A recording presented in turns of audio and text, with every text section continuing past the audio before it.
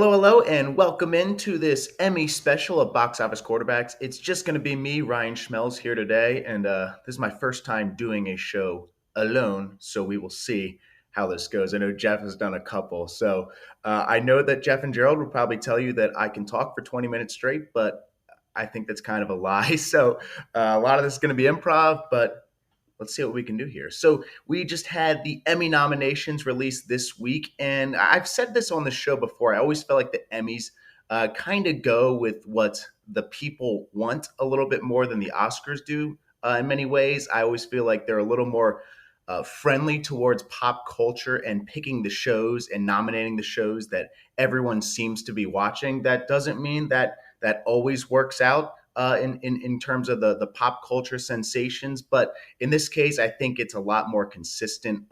This year, not as much as last year. Last year, you saw a lot of pop culture icons getting nominated, including The Mandalorian, WandaVision. So Marvel and Star Wars definitely were big winners last year. That is not the case this year, and we'll get into that in just a little bit. Now, you do see a lot of trendy shows here in a lot of the nominations. Better Call Saul getting a nomination in its final season. You also see shows like Ozark getting nominated, Squid Games, which I know broke the internet when it released on Netflix a couple of months back, and there it's nominated. It's a major nomination, racking up a ton of nominations in its categories. And you also see shows like Stranger Things. I'm about halfway through the season of Stranger Things. I'm absolutely loving it right now. But then you got shows that might not be as popular, but are getting a lot of viewership and have been very successful ever since they dropped. And that's Succession, which is a major winner. But then there are some snubs when you look at like the best drama series category. For one, uh, no Marvel series, as we just said earlier. I at least thought Loki would get some love, and no Best Actor nomination for Tom Hiddleston. That's kind of a disappointment because I kind of made the argument that his performance as Loki was so good back when he did the movies that he probably deserved to be Oscar nominated, and I didn't think that would ever happen, and it never did. But I thought this was the chance for him to get the awards recognition he deserves. Did not happen, so we'll see if that's in store for the future, and hopefully it is. No Yellowstone. I know my dad's going to be not happy about that. He absolutely loves that show, and so does my younger brother. And this is kind of crazy. This Is Us did not get a best drama series nomination, and usually the Emmy Awards are pretty consistent about you know kind of celebrating shows, especially successful shows in their final season. Friday Night Lights was a best drama series nominee in its final season. Breaking Bad won best drama series its final season. Sopranos was a big winner its final season. And it's just kind of shocking that This Is Us does not get on there. But then you do see shows like Better Call Saul in their final season getting nominated. And Better Call Saul is a big winner here because Rhea Seehorn finally gets her nomination. I've seen a lot of people talking about that. There were a lot of people advocating for her to finally get nominated for all the work she's done in that show. She does get the success here, and we'll see if she's able to win. Now, I know Jeff's going to be happy about Better Call Saul. So it is nice to see, especially that show had a lot of expectation coming in, especially when you're following Breaking Bad, which is arguably the best drama series of all time.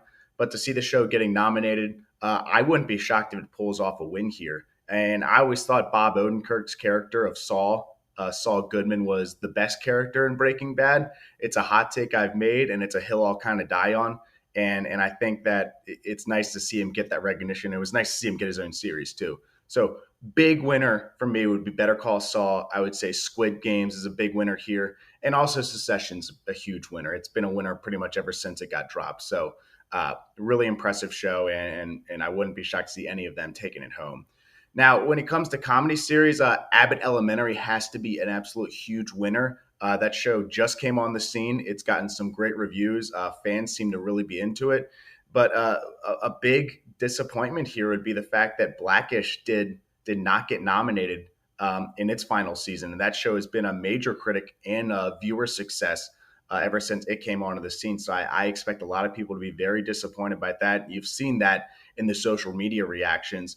But Only Murders in the Building was a show that people really like. Gerald has had some very, very strong reviews of that ever since he was able to finish the series. And as I said before, the Emmys are really consistent with selecting TV shows that everyone seems to be watching and everyone seems to be kind of taking the shows that have kind of taken the world by storm. And Ted Lasso is without a doubt one of them. That show has been a phenomenon ever since it came onto the scene. And you see it here getting a ton of nominations. And I would have to say it's probably the major favorite right now when it comes to comedy series. But the Emmy Awards, it's a very strong list. I've said this before. I really do feel like this is we've been in the golden age of television for quite some time now, and so it's no shocker to me to see a lot of really strong categories out there. I feel like we're going to be seeing that for a very long time. And with that, there's going to be a lot of snubs, and we've seen a couple here, as we mentioned before. Some great shows in their final seasons not getting nominated. This Is Us and Blackish are one of them. And then you have shows like Yellowstone not getting nominated, which are absolutely really strong shows as well. But you still have the ones that have always been around for a long time, like Curb Your Enthusiasm, consistently getting nominated. And it appears that it doesn't really usually get a lot of nominations in the acting categories, which is kind of shocking because that show's kind of carried by its strong performances. So I know there's going to be a lot of people who are also disappointed by the fact that superheroes really did take a back seat in this awards season. And that's kind of shocking after the huge success that Marvel had last year when it came to the awards categories. I think DC also had a couple that were really well reviewed as well. But you see, yeah, the WandaVision was a huge nominee last year, but then you see Loki, Hawkeye getting snubbed here, and that's kind of shocking, but not too shocking, I would say, just because I think there is just a lot of strong TV shows that came onto the scene, especially Squid Game, which, as I said before, kind of broke the internet. So I'm going to wrap this up. I hope everyone will continue to follow us on Box Office Quarterbacks. We've got Facebook, Instagram, Twitter, TikTok. We've got it all going our way. So, and also this will be streamed on YouTube as well. So please check us out there and make sure you subscribe. But thanks, everyone. Enjoy the Emmy Awards and have a great day.